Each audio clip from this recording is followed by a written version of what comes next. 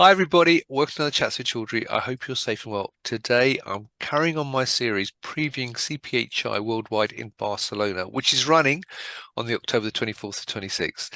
And this is part two, and I'm delighted to be joined by Tara Dougal, who is the Content Director, Pharma at Informa Markets. And today we're going to look more about the content which is going to be at CPHI Barcelona and look a little bit about the history and how that content's been developed as well and why it's there in the first place. So, Tara, first of all, it's lovely to see you. How are you? Very good. Thank you, Ruslan. Thank you for having me. Well, it's lovely to see you. And viewers, just so you know, Tara is the first day in Informa Markets brand new spanking offices. So you're getting a quick look at their new offices with Tara right now this morning. So hopefully everything's settling in. I know, thank you for seeing me on your first day into the new office. I'm sure it's chaos in the background. So yeah, it's lovely to see you. Great. Yes, lovely to be here. And it's fantastic to be in our new office. We're in beautiful Amsterdam Zuid. Very, very nice new office. So we've all had a lovely breakfast here and great to be reconnecting with some of our colleagues after a couple of weeks of working remotely again. Fantastic. Now, before we start talking about the content at CPHI, I know it's going to sound unbelievable. There will be some people who don't know what CPHI is. So for Yeah. those people who are not familiar with the event, can you just give us a very quick overview of the event and in particular CPHI Worldwide, which is in Barcelona this year? Yeah. So not that I'm biased, but CPHI is the leading pharmaceutical event globally. So our portfolio covers currently 8 shows across the globe. We're gearing up now for our flagship, which is taking place in Barcelona this year, though the show does move around Europe. The show essentially brings together the end-to-end pharma supply chain, connecting suppliers and buyers. So we basically it's a platform essentially for um, solutions, products, ingredients, technologies, really anything and everything in pharma. So we have around 2,600 exhibitors at the European show. That's how many we're looking forward to welcoming in Barcelona this year, and around 47,000 attendees. So it really is a huge, huge event with attendees from all over the world. It's a really exciting one in our calendar. Brilliant. Now, let's talk about content because obviously CPHI historically was always an in-person exhibition, Mm-hmm. right? And I've got some experience working in exhibitions, and I know content has become more and more important. Yeah. But from your perspective, why has content grown so important, over the last few years, and particularly, I suppose, since the pandemic? So, I mean, CPHI has historically, as you said, been an exhibition. So it's very much focused on kind of the transactional element of a trade show, the commercial element, doing business on the show floor, meeting new or existing partners. But increasingly, I feel that people are really looking for a holistic event experience. So they come to the show, and yes, of course, they want to do those meetings, they want to meet with their partners, but they're also really looking to get up to date on their knowledge, to understand more about where the market is heading. What are those key trends? What are the challenges that their peers are facing that they too may be facing? And also, where are those next big opportunities? And that is the role that we believe content plays at the show. So we bring together industry thought leaders from market intelligence, from media, from big pharma, from associations, bring them together to talk about really the key issues facing our industry. All our content is free. It's open to anybody attending the show. So it's a really important component of the event experience and a great chance to not only get up to speed on your knowledge and what's happening in pharma, but also to network and connect with your peers in a slightly more relaxed setting, so away from the show floor. So yeah, I mean, since the pandemic, of course, people are really hungry for knowledge. We saw a huge amount of content being produced during that time. And I really think that there is an expectation now from audiences to have access to this at leading events. Right. Now, obviously, in my day, I'm showing my age now, but when I was working in exhibitions, the word content director, you never even thought of that. You just had someone from marketing helping to do or Yeah. help out with the content. Yeah. Now, obviously, you said quite rightly that since the pandemic, the role of content has increased tremendously, both Mhm. digitally and at shows. So, Yeah. what are the main drivers for you in terms of deciding what content should be included at your events? Yeah. I mean, as we are covering the end-to-end supply chain, of course, there are so many different areas that we could touch upon. We have very different audiences coming to our events who also have different needs. So what we do at the start of each cycle is we basically go to the market and try and speak to as many of our former speakers, our award jury members, our advisory board members, and we say to them, what do we need to be talking about this year? What do people need to understand? Are there regulations coming up that are going to be complex? What technologies are out there? What does digital look like now? So we always start with the market. We really aim to have, I'd say, between 40 and 60 calls with these stakeholders. And from that, we build out an agenda or an understanding of the topics that we would like to see. And of course, we're curating this with specific audience groups in mind. So we have a lot of people in leadership roles coming to the event, procurement, sales, marketing, business development, R&D.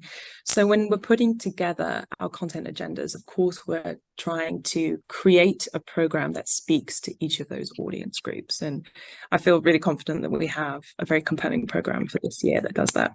Right, well, that's a beautiful segue actually to my next question, which was, or is, I should say, what sort of content and what is the content that attendees can look forward to this year at CPHI in Barcelona? And also, how does it differ from what was in Frankfurt last year? Yeah, so this year, I think the main difference is the location of the content. So what we've done is created a very centrally located content hub. So essentially you have one destination for all your content needs on site. It's slap bang in the middle of the Feira de Barcelona. It's on the upstairs walkway in Conference Center 4. We have multiple rooms, multiple tracks running at the same time, which include an 8-track conference over days 1 and 2. That's really dealing with kind of the big topics in industry. So we're looking at partnering, CDMO partnerships, supplier partnerships, formulating the future, patient centricity, digital manufacturing, all kind of the big blockbuster topics. We also have in that location what we call our product innovation session. So this is an amazing opportunity to hear from our exhibitors and leading pharma companies on the latest technologies, products, solutions, new approaches that they're bringing to the market. So a great chance to hear what's new. Also in this location, we have a couple of new features for this year. We are going to be hosting an event called Hiring for Diversity. So we used to have a Women in Leadership Forum. Some of your viewers may have attended that in the past. We've changed that now because we feel that the conversation should be not only about gender diversity, but about the broader spectrum of diversity at work. So that event will bring together 2 challenges for Pharma. The talent gap, making sure you're retaining good talent, you're attracting good talent to support the future of the industry, but also ensuring that you're able to do that with diversity in mind. So that's going to be a really exciting event. We've got a great panel for that. It's going to be a lunch session. We also have a more focused sustainability session.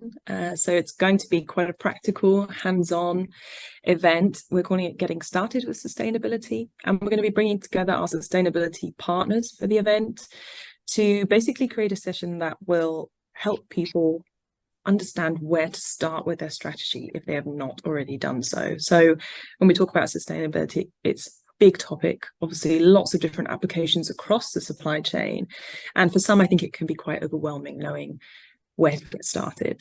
So we're hoping that that will be a very practical and hands-on session that will allow people good takeaways. On day 3, actually, we have a well-being session.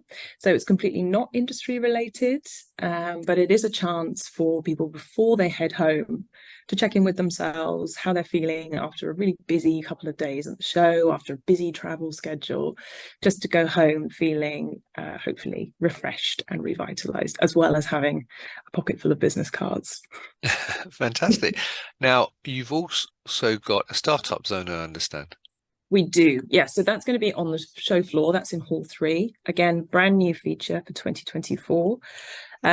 We have wanted to do programs with startups for a while now. We were just trying to get the proposition right. Really excited that we're bringing 40 young companies to the show this year in our dedicated startup market. So we have been watching the industry and know that R&D budgets have been squeezed in recent years, or that internal R&D has not been necessarily producing the right returns, and that companies are increasingly looking for external sources of innovation. So we hope that by bringing these young, exciting, agile companies to the show, it'll be a great chance for our attendees, but also our exhibitors, to understand where they're coming from, what they're producing, what they're working on, and what new partnership opportunities are out there. So really excited to be launching that this year. Fantastic. Now, one thing we should talk about, because obviously I mentioned the pandemic a bit earlier on, and the growth of content.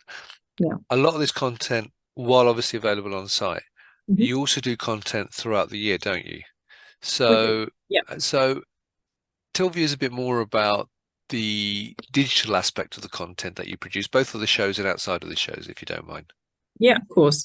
So we want to make sure that our shows are as accessible as possible. So any content happening on the show floor, at the event this year, will also be available online to audiences afterwards.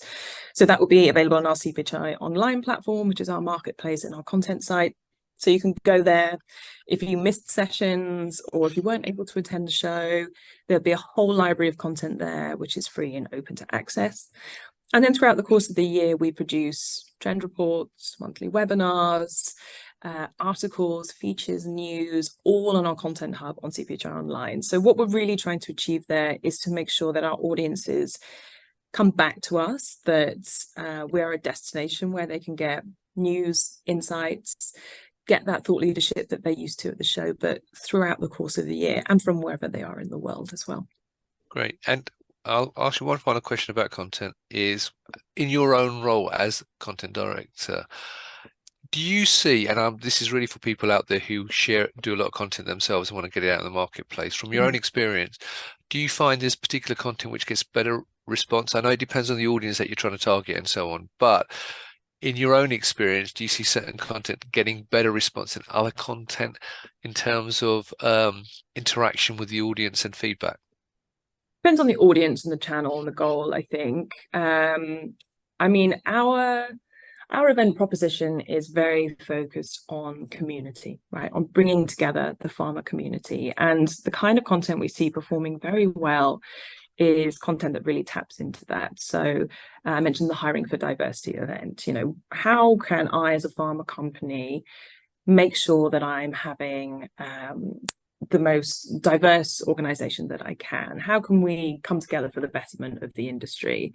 We have a regular People Move spot on CPHI Online. That's always incredibly popular. We have a COVID development tracker. People love to check in with that and see what others are doing. Sure. We've launched a new Women in Pharma interview series this year, which is performing really, really well. So I do feel that for us, people love that kind of community-driven content, stories about people in our industry. And at the shows, I have to say the panel discussions always go down very well. So presentations are great, they're very compelling, but really if you get 4 or 5 experts on a stage and you can ask them kind of the gritty problems, or, you know, perhaps they're competitors, perhaps you have 4 different CDMOs up there. How do they see the industry? What's their experience? Sure. That always goes down really, really well and often makes for very compelling sessions at the event. Well, thank you for sharing that, because I think it is always interesting to get feedback from the people that actually produce lots of content, because obviously you're getting the data back and you're seeing what the audience reaction is as well. Yeah. Now, one thing we haven't mentioned, we're going to do a separate interview on this anyway, but we should touch on it, because if we don't, we're not really talking about all the content, because you have the CPHI Awards as well running Yes. at the same time, don't you, in Barcelona? So again, without going too much depth, we are going to run a separate interview on that, viewer, so you can learn more about the awards there. But what are the CPHI Awards? So actually the CPHI Awards have been running for 20 years. This year is our 20th anniversary.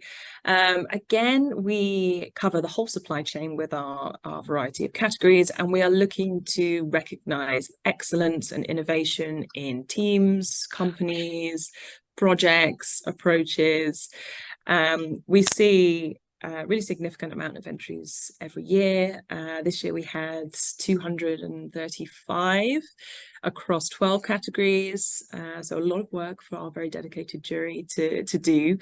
But it's a really fantastic initiative. It's a great way to get yourself and your teams recognized. If you're on the pharma side, if you're coming to the event, it's a perfect opportunity to really understand what's new, what's innovative, what teams are working on, and the kind of the direction that the industry is headed.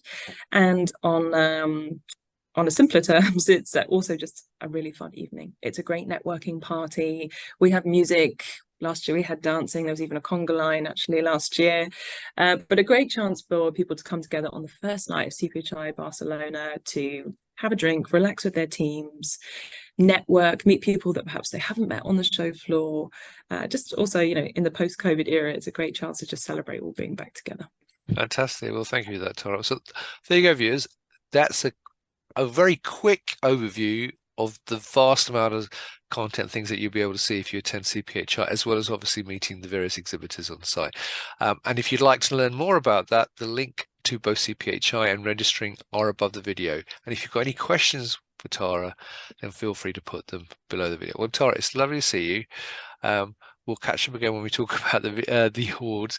But viewers, thank you for watching, and Tara, thank you for your time. Happy build up and making sure that content is spot on the day of the shows. I know there's a lot of work as well. And until next time, viewers, stay well and stay safe. Bye-bye. Bye.